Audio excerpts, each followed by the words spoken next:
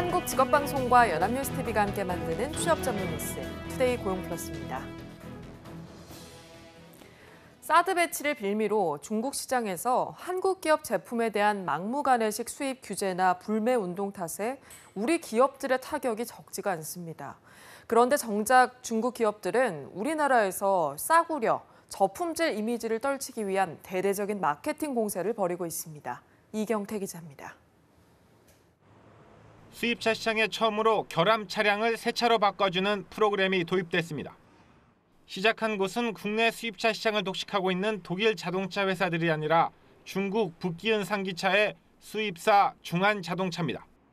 구입 1년 내에 엔진과 트랜스미션, 조향장치와 제동장치 등 4대 핵심 장치가 일정 횟수 이상 반복해 고장나면 새 차로 교환해주는 겁니다.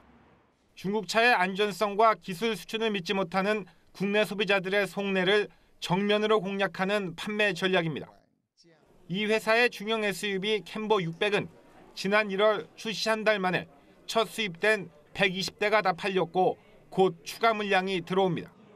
하이얼과 TLC 등 중국 가전업체들은 국산품 반값의 저가를 무기로 숙박업소와 사무실 등 기업 상대 시장과 1인 가구 시장을 파고들고 있습니다. 최대 약점인 애프터 서비스는 국내 업체에 대행을 맡겨 해결했습니다. 중국 정부가 사드 배치에 대한 보복성 조치로 중국 시장에서 한국 기업들의 발을 묶어놓는 사이 중국 기업들은 국내에서 이렇게 마케팅 공세로 한국 기업들의 앞마당까지 장악에 나섰습니다. 이미 휴대전화 자급제 시장에선 중국산 스마트폰이 들어오고 있고 중국산 전기차도 연내 한국 시장 상륙을 준비 중입니다. 싸구려 소비재에서 시작해 고급 기술 제품까지 확산하고 있는 중국산의 공세에 소비자들이 어떤 선택을 할지 주목됩니다. 연합뉴스TV 이경태입니다. 미국 중앙은행인 연방준비제도가 0.75에서 1% 수준의 기준금리를 동결했습니다. 다만 점진적으로 기준금리를 올리겠다는 기조는 유지했습니다. 워싱턴에서 이승우 특파원입니다. 지난 3월 연방기금금리, 즉 기준금리를 0.25%포인트 인상한 미국의 연방준비제도. 현지 시간 3일 통화정책회의인 연방공개시장위원회 정례회의를 열고 기준금리 동결을 결정했습니다. 이로써 현행 0.75%에서 1%의 기준금리는 당분간 유지됩니다.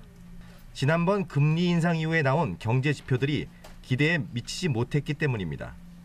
당장 지난달 말에 발표된 올해 1분기 GDP 증가율은 3년 만에 최저치를 기록했고 3월 물가 상승률은 0.3%에 그쳤습니다.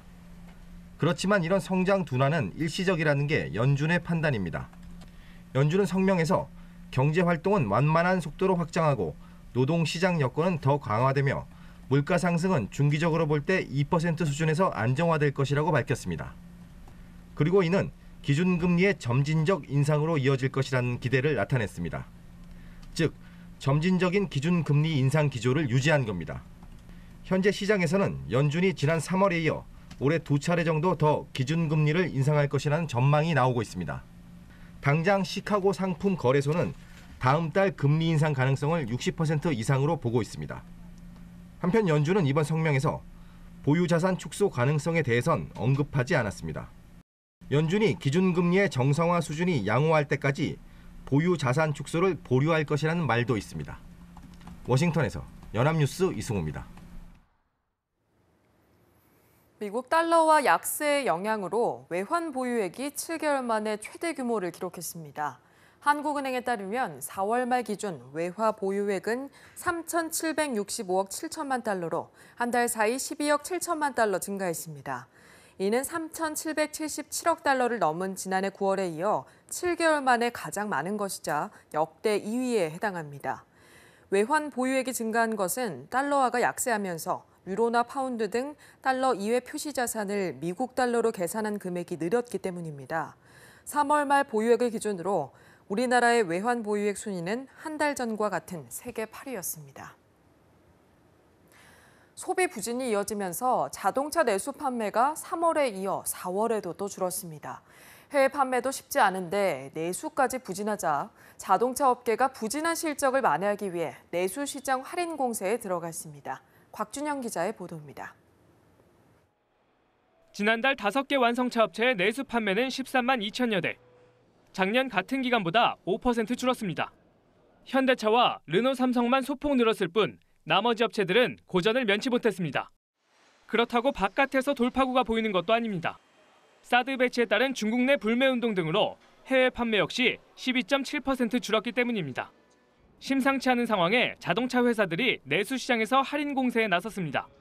세일을 통해 무너지는 안방부터 지켜보자는 겁니다. 현대차는 오는 12일까지 제네시스 브랜드 등 일부 차량을 제외한 차량을 20만 원 할인해 줍니다.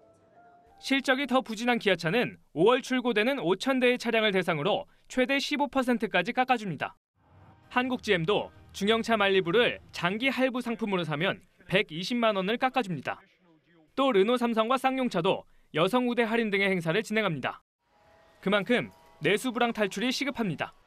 올해는 전반기에 다양하게 메이커마다 판매율을 높이기 위해서 여러 가지 노력을 기울인다고 볼 수가 있기 때문에 소비자는 이런 기회를 벗삼아서 다양한 모델을 좀 저렴한 가격에 좋은 차를 구입할 수 있는 기회가 나오지 않을까. 지금 자동차 업계는 내수 시장부터 불황을 넘어서기 위해 몸부림치고 있습니다. 연합뉴스TV 곽준영입니다. 퇴직연금 제도가 처음 도입된 이후 11년 만에 퇴직연금 적립금이 150조 원 가까이 쌓였습니다. 금융감독원이 발표한 2016 퇴직연금 적립 및 운용 현황에 따르면 지난해 말 퇴직연금 적립금은 147조 원으로 1년 새 20조 원이 넘게 증가했습니다. 하지만 지난해 퇴직연금의 연간 수익률은 1.58%로 전년 2.15%보다 0.57%포인트 낮아지며 1%대로 주저앉았습니다. 31명의 사상자가 발생한 삼성중공업 거제조선소에서 지난 3월에도 크레인 충돌 사고가 있었습니다. 인명피해가 없었던 그때 예방 조치를 조금 더 철저하게 했더라면 이번 참사를 막을 수도 있었을 거란 지적이 나옵니다. 백나리 기자입니다. 6명이 사망하고 25명이 다친 삼성중공업 거제조선소의 크레인 충돌 사고. 지난 3월에도 비슷한 사고가 있었습니다. 삼성중공업에 따르면 3월 21일 작동 중이던 800톤급 골리앗 크레인이 150톤급 크롤러 크레인과 부딪혔습니다. 크롤러 크레인은 기사가 타지 않은 채 정지해 있었습니다. 당시 인명피해는 없었고 중량물을 들어올리는 크롤러 크레인 끝부분이 일부 손상됐습니다. 골리앗 크레인이 작업을 할 때 다른 크레인과 부딪힐 가능성이 있는지 미리 확인을 하지 않아 사고가 발생했다는 게 삼성중공업 설명입니다. 삼성중공업은 사고 당일과 다음 날 크레인 운영부서와 사내 협력사 직원들을 대상으로 특별 안전교육을 했고 며칠 뒤 정기교육 때도 크레인 사고 방지 교육을 했다고 밝혔습니다. 하지만 이번 참사를 막지는 못했습니다. 크레인 충돌이 엄청난 인명피해로 이어질 수 있다는 걸 감안해 좀 더 철저하게 안전교육을 하고 예방조치를 했다면 이번 사고가 나지 않을 수도 있었다는 지적을 피하기 어렵습니다. 이번 사고로 목숨을 잃은 6명의 시신은 사흘 만에 유족에 인계됐습니다. 경찰 수사본부는 합동감식과 현장조사, 크레인 기사 등에 대한 조사 결과를 중심으로 정확한 사고 경위 규명에 주력하고 있습니다.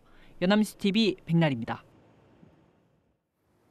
네, 이번 삼성중공업 크레인 사고 피해자들이 모두 하청업체 직원으로 드러나면서 이른바 위험의 외주화를 막아야 한다는 목소리가 다시 커지고 있습니다. 지난해 구의역 사고 이후에도 이런 논의가 있었지만 지지부진했는데요. 이번에는 좀 다를 수 있을까요? 박수주 기자입니다. 경남 거제시 삼성중공업 크레인 사고로 6명이 숨지고 25명이 다쳤습니다. 이번에도 모두 하청업체 직원들입니다. 주요 업종별 30개 대기업에서 최근 산재로 사망한 근로자 중 하청업체 근로자는 무려 95%에 이릅니다.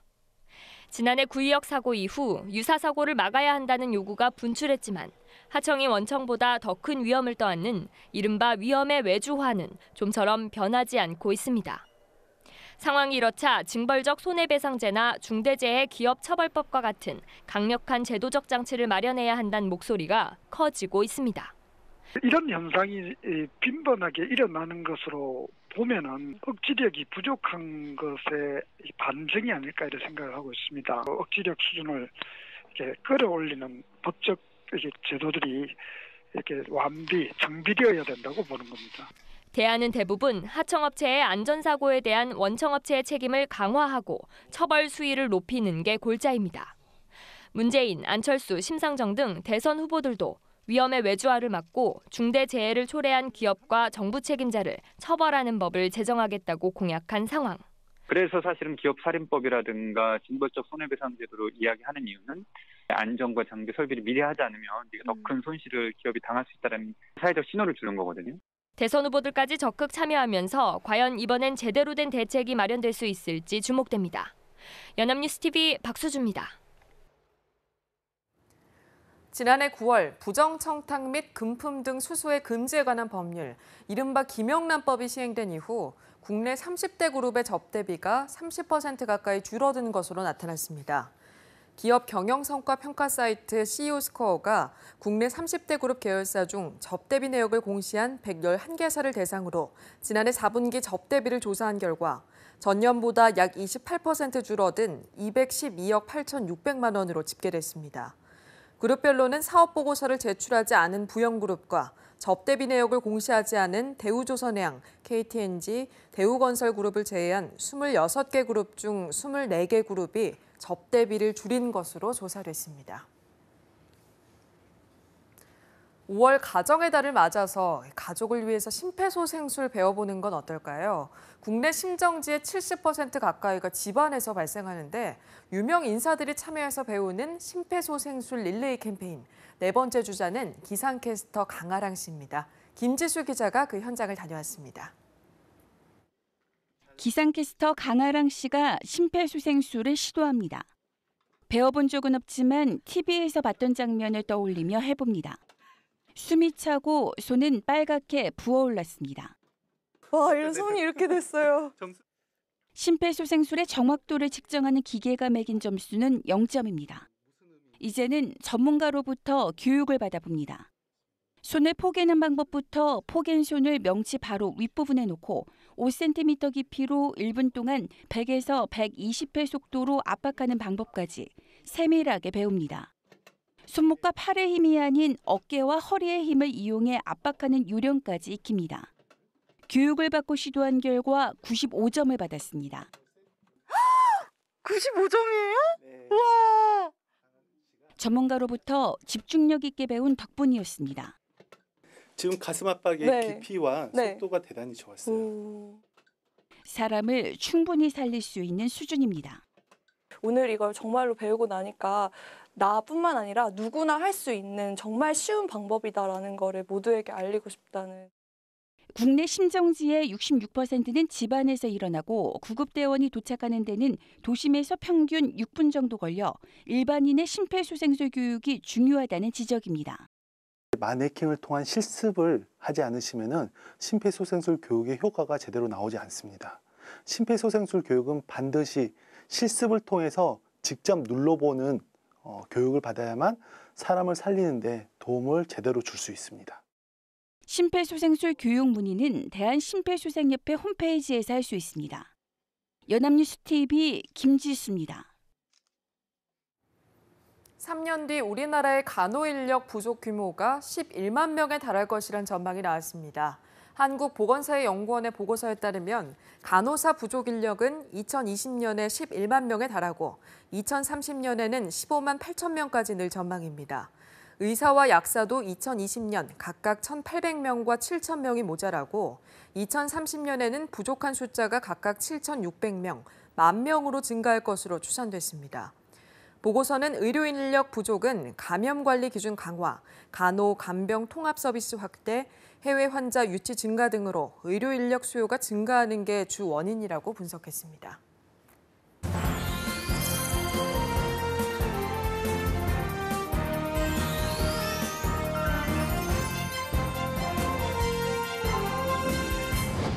사회적으로 핫한 이슈를 데이터로 알아보는 데이터 뉴스 시간입니다. 구본아 캐스터와 함께합니다. 안녕하세요. 안녕하세요. 데이터 뉴스 시간입니다.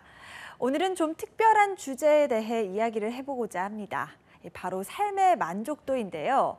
미혼과 기혼의 삶의 만족도에는 얼마나 차이가 있는지 과학적으로 알아보겠습니다. 네, 미혼 대 기혼의 삶의 만족도라 저도 솔깃해지는데요.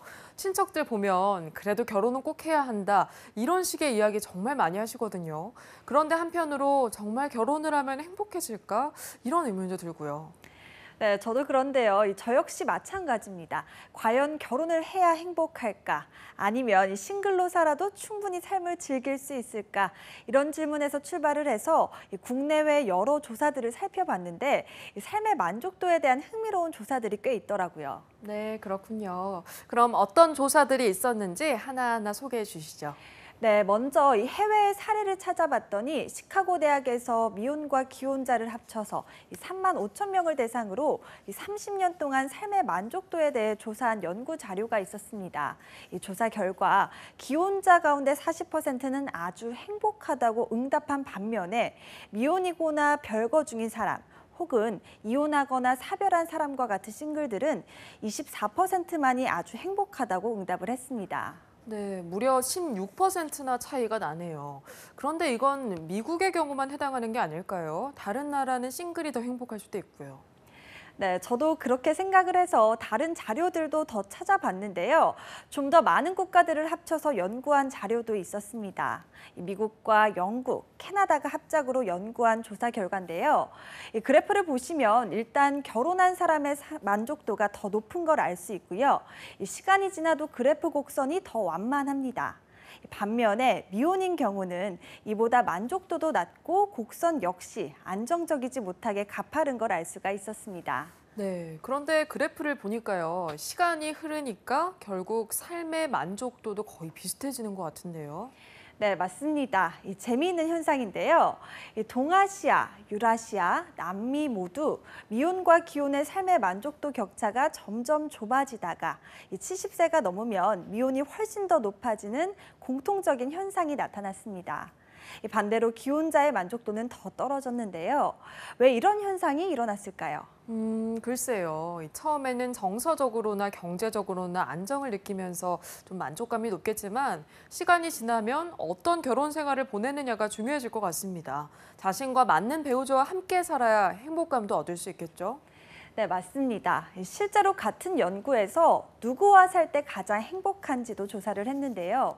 그 결과 배우자는 최고의 친구라고 응답한 커플의 삶의 만족도가 월등하게 높았습니다. 반면 배우자와 정서적 유대감이 없으면 오히려 그만큼 만족도가 더 떨어지는 것으로 나왔는데요.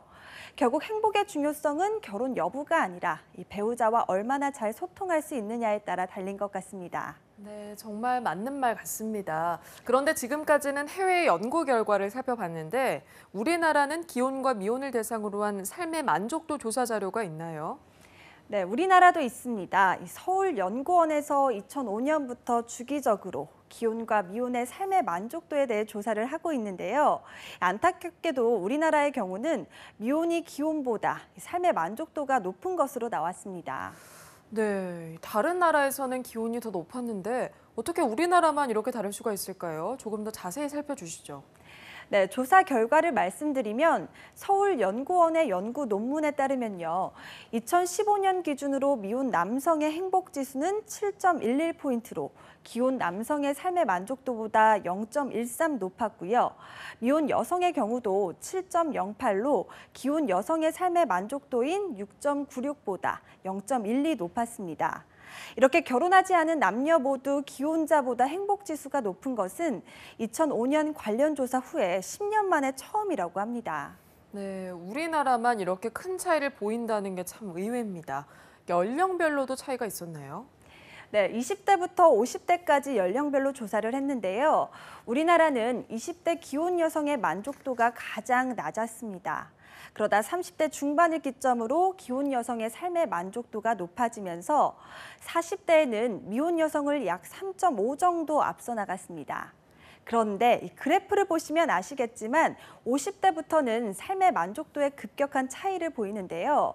이 미혼 여성이 무려 14포인트나 기혼 여성의 삶의 만족도를 앞서게 된 겁니다. 네, 참 특이합니다. 50대 정도면 어느 정도 자녀들을 키우고 이제 자신만의 삶을 꾸릴 수 있는 나이가 되는 거잖아요. 남편이랑 오순도순 노년 준비하면서 행복하게 보낼 나이인 것 같은데 왜 이렇게 차이가 나는 걸까요? 네, 그렇죠. 이 같은 결과는 한국만의 특이성 때문이지 않을까 하고 분석을 하고 있는데요. 특히 고소득 워킹맘의 만족도가 최저인 걸 토대로 봤을 때 직장을 다니면서 독박 육아, 독박 가사를 해야 하는 한국의 현실이 한몫하지 않았을까 싶습니다. 또 50대가 되면 자녀들을 다 키우고 정신없이 지낸 자신의 삶을 돌아보게 되는데 이 갱년기까지 찾아오며 허무함을 느끼게 되는 거죠.